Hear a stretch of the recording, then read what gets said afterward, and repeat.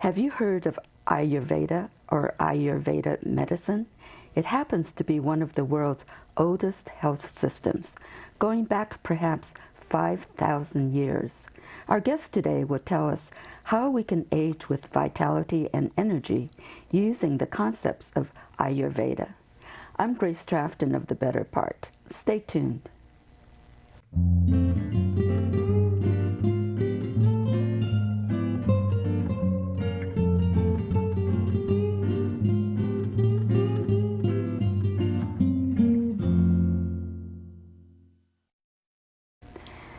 Our guest, Cynthia Koppel, is a master Ayurvedic practitioner and an international author and speaker.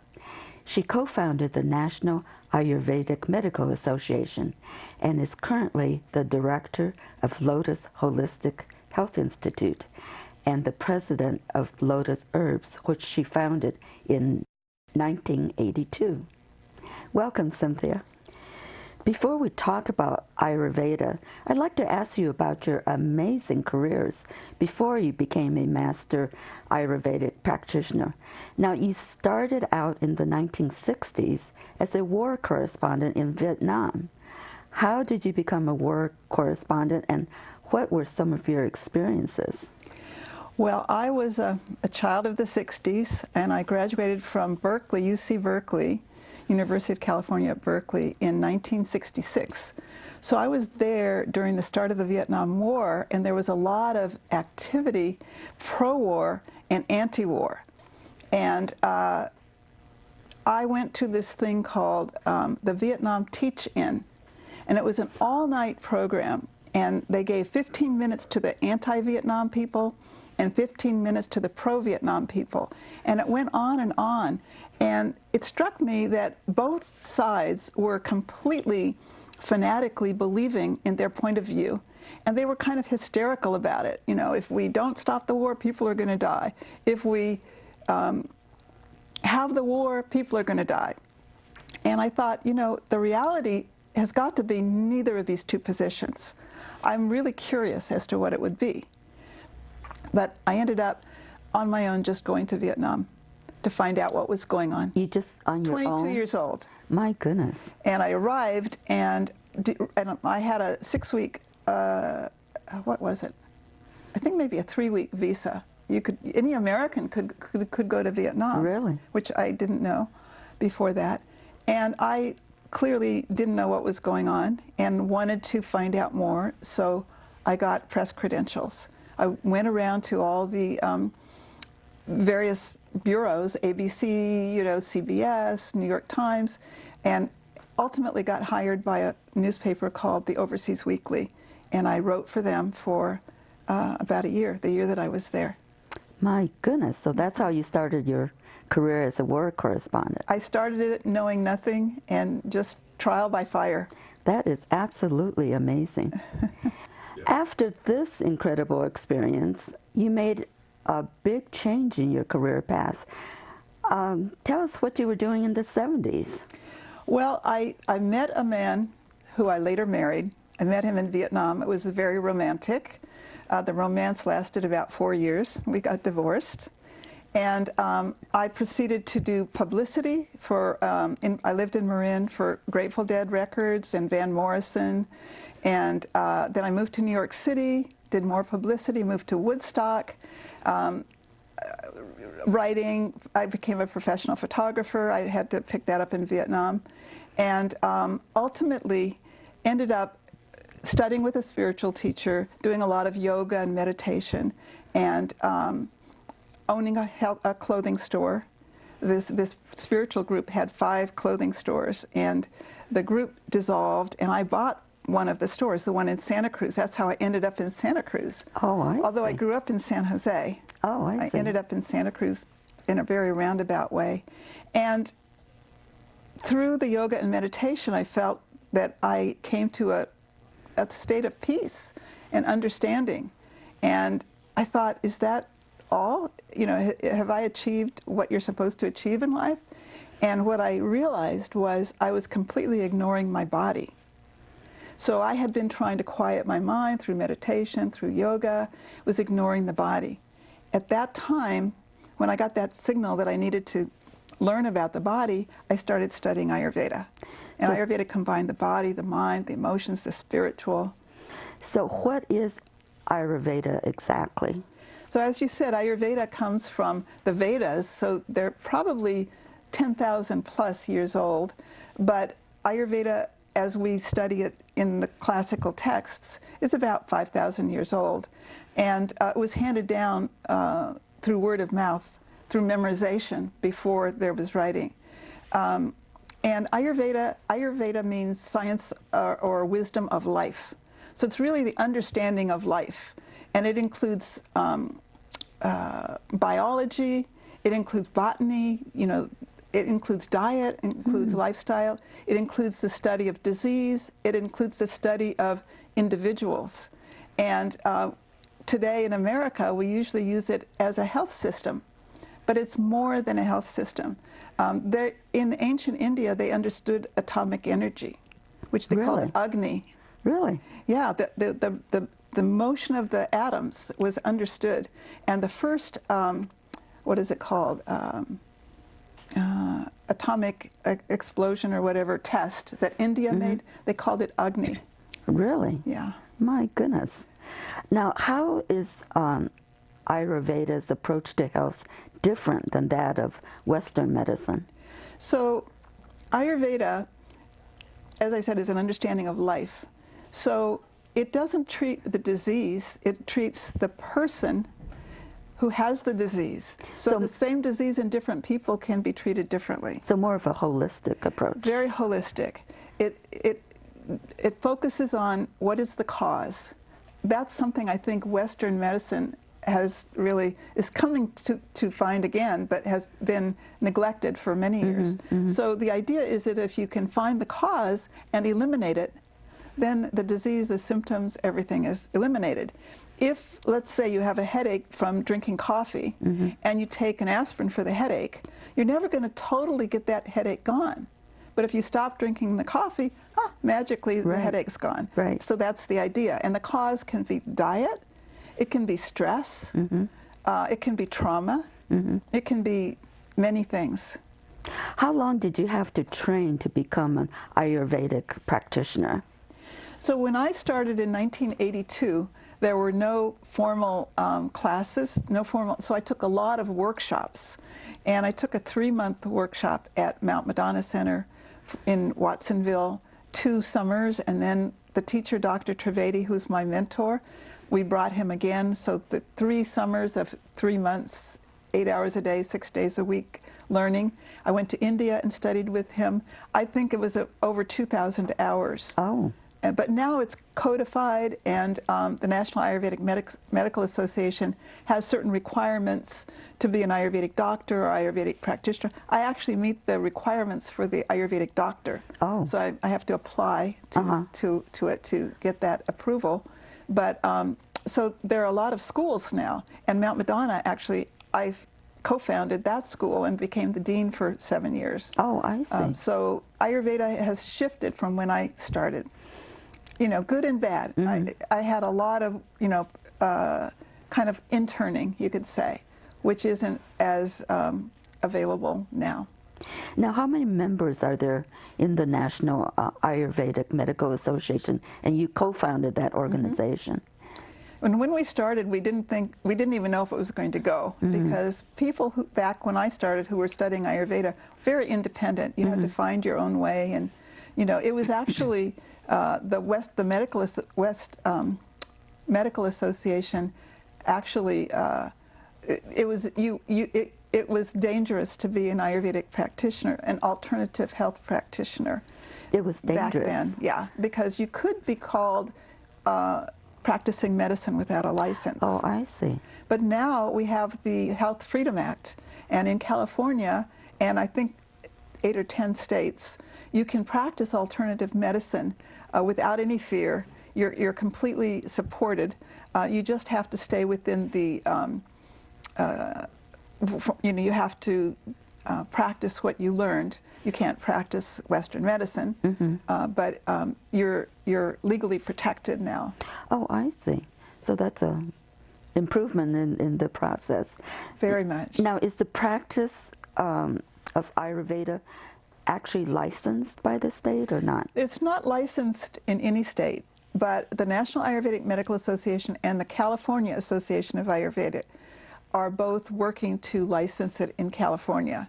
Oh. So you can still practice, there's no problem, but licensing seems to give another level of authority and with the potential of insurance covering it.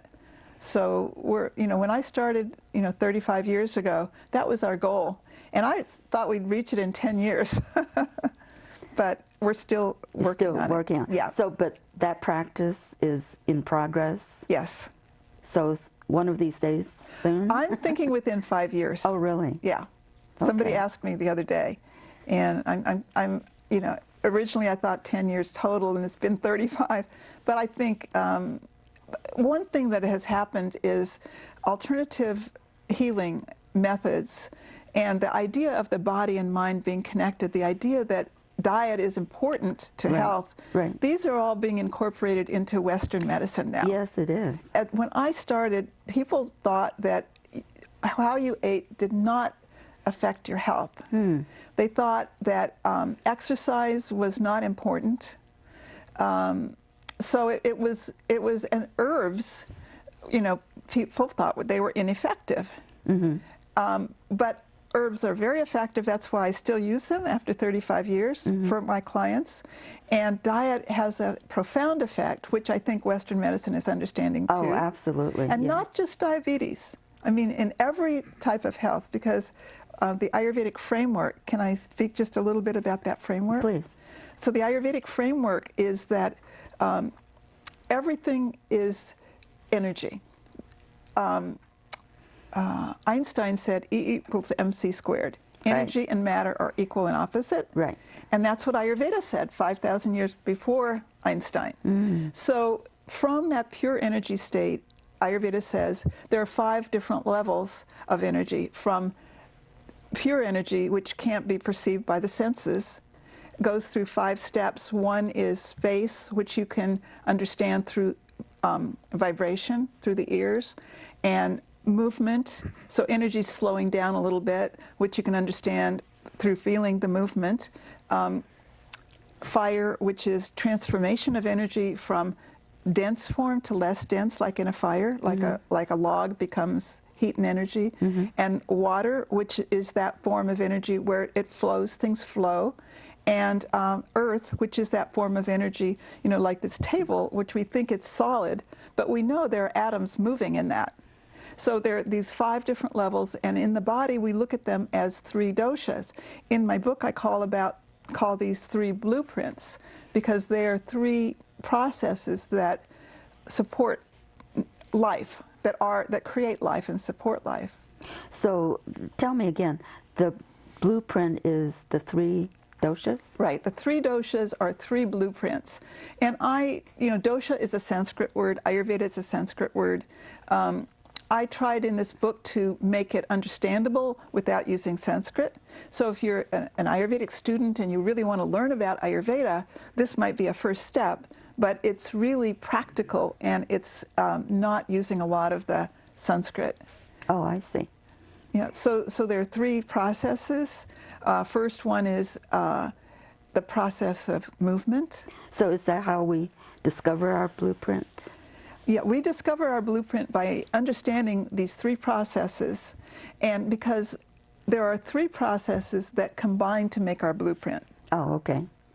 So we look at them as extremes, and you could be mostly one of the 3 blueprints, but everybody has all 3, just like everybody has all 5 elements of energy, in every cell of the body.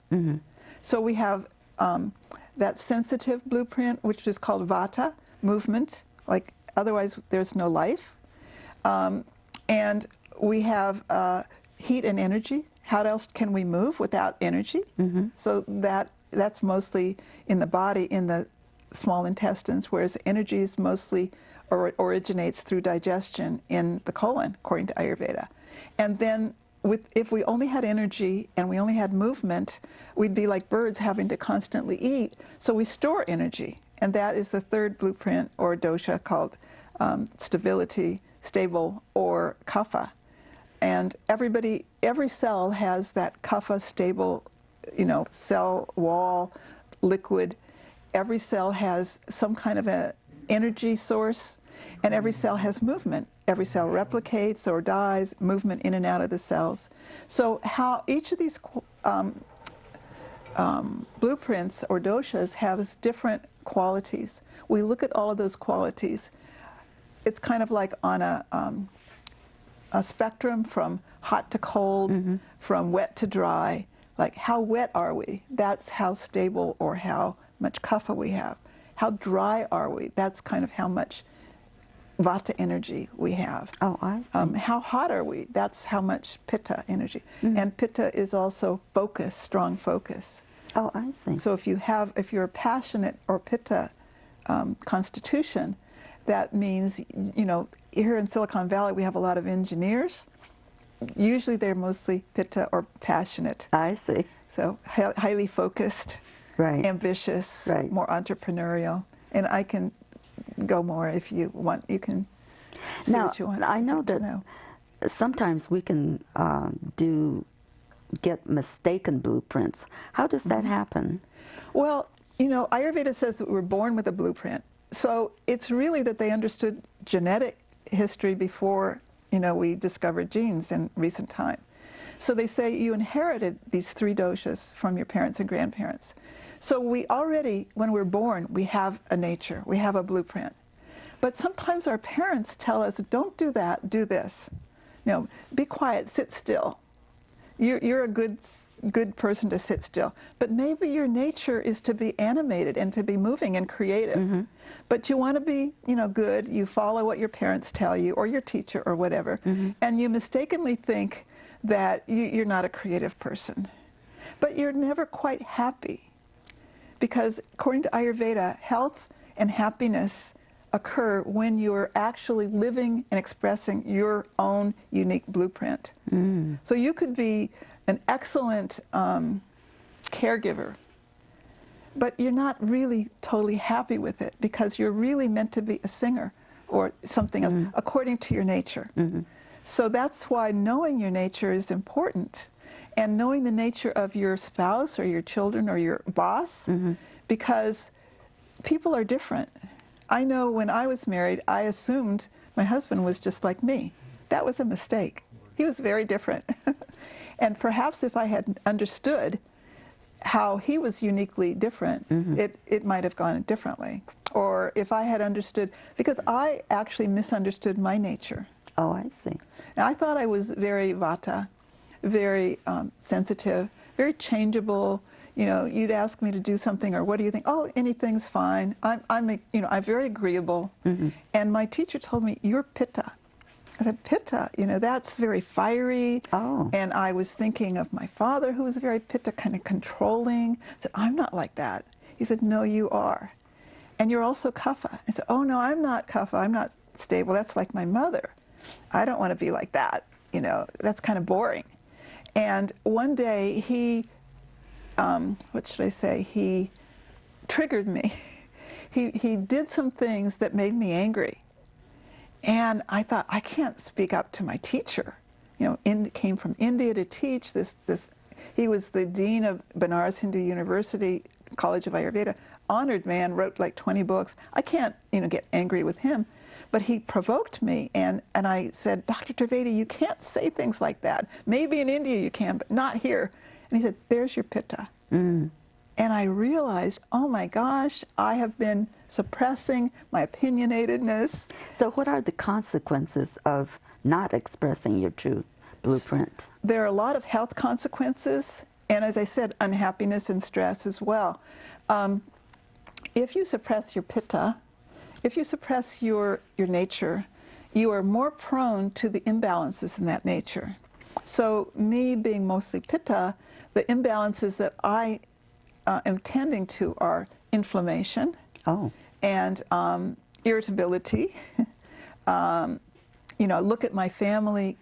There's cancer in the family, so that's a pitta thing. So if I suppress my pitta, I could have heart issues, I could have inflammation. The funny thing is I got this Bell's palsy, which is not a Pitta thing, it's a Vata thing. But I was under extreme stress, and that's something that aggravated the Vata and reduced what we call ojas, or like the immune system. Oh, I see. So, but I am prone to more skin things, inflammation things, and so self-expression is really what keeps you healthy. I see. Now, what does a full Ayurvedic assessment entail? So what I do in my clinic is a 2-hour initial Ayurvedic assessment. It probably would take me 20 to 30 minutes to assess, take the pulse, look at the tongue, ask a few questions, and I could say, this is the best diet, this is the best herbal formula. But that's what Western doctors do. You go to the doctor and they say, here, do this, do that. It's not empowering. You're not taking care of yourself. You don't know what's going on. You're just following what they say. And in my mind, one of the benefits of Ayurveda is you learn how to heal yourself. You learn how to be aware of what's going on, because these doshas, just like we have our nature has signs and symptoms, our imbalances have signs and symptoms. So it takes 2 hours to find out what's going on with the person. What are their stresses? What is their diet? What is their lifestyle? What is their family history? What is their history? And to explain, this is what's going on, your nature, this is what's out of balance, this is the cause. You know, there could be 3 or 4 causes. So, and I'll always say, does this sound right to you? Because the person has to know in order to heal. And awareness is the So healer. what are some of the possible treatments? So let's say, well, first treatment is to eliminate the cause. Okay. So if somebody has inflammation, let's say they have arthritis, arthritic inflammation, you look at the cause, and one of the causes could be acidic foods. So you want to eliminate the spicy foods, you want to eliminate the sour foods, the fermented foods, alcohol, coffee, tomatoes, eggplant, you know, eliminate these things. Another thing that could be a cause could be emotions. You're in a situation and you're constantly angry. So you have to then change that situation or change your way of looking at it, reframe it, and see, you know, change the job, work different. I remember one client who had prostate cancer, and he told me about I asked about his relationship with his wife. They're both Pitta, and he was just, you know, suppressing himself. And I gave him some tools to express himself, but not be angry and not be confrontive. And plus herbs. So, but anyway, that worked.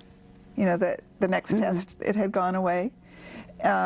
I think in 3 months, and herbs that are anti-acid, that are cooling, you know, depending on what's going on, that help the digestion, that can calm the mind, de-stress. So herbs, diet, relationship, it could be where somebody lives. I remember one person was just driving herself nuts because she had to keep her house perfect for her husband. And I saw, it's nice to keep your house perfect for your husband, but it's not nice to drive yourself crazy. Right, exactly. So the solution was get a house cleaner. So it can be anything, anything that restores balance. Maybe somebody's doing Tai Chi, whereas in Ayurveda we always recommend yoga. If the Tai Chi is helping, they should be doing it. So you do whatever works. How can we have full energy and vitality as we age? What's the secret to being energetic at any age? So the main secret is what we were just talking about. Knowing your blueprint and eating, living, thinking according to your blueprint to keep yourself balanced. After 35, Ayurveda says the Vata, or the sensitivity, increases. So we need to change our diet and lifestyle as we age. And ways to, let me try to just simplify, ways to stay balanced, which is how we're going to keep our vitality. Eat right. Right foods, eat at the right time. Sometimes we need to eat more frequently as we age, because our digestion speeds up. Do the anti-Vata things. Take a lot of oil in the diet, because we get dry as we as we age. Our hair dries, our bones dry. Right. Oiling our body, Ayurvedic oil massage and Ayurvedic cleansing programs, deep cleansing, panchakarma, are rejuvenative. So some exercise, mainly, again, at any age, but especially when we're older, what is causing this lack of energy? Is it lack of sleep? Is it lack of exercise? Is it some stress? So dealing with that, finding your balance, because health and happiness go together. And I think that Know Your Blueprint can help a lot. Now, I understand that you provide a free 20-minute consultation and pulse reading at the Lotus Holistic Health Institute. What takes place during this session? And tell me again, what is a pulse reading? Okay, and I do these in Campbell and in Capitola. A pulse reading is on the radial artery. There are 3 locations, and what you feel is the Vata, Pitta, and Kapha, or the sensitive blueprint, the passionate blueprint, and the stable blueprint. So when you read the pulse, you find out what's going on in those doshas in the body. You can feel if there's inflammation, you can feel if there's constipation, you feel a lot of things. And so that's a way into what's going on with a person. Person may say, this is going on, that's going on, but they may not even be aware, or they may not think it's important, so you can feel things that are even starting. So a pulse reading and free consultation is a way of looking at your nature, your Ayurvedic blueprint, and looking at what's out of balance. In a 20-minute pulse reading, I'll also give at least 3 of specific solutions to eliminating the cause, and also explain what else we offer, what else can be done, to help create somebody's roadmap to health. Because I really believe that it's that awareness that we have that creates our health, and that's my job, is to bring that Ayurvedic mirror so that a person can see their health situation holistically and differently than they're holding it. Well, Cynthia, thank you so much for being with us today and telling us about this wonderful system of health. Thank you very much. Thank you for having me. I appreciate it.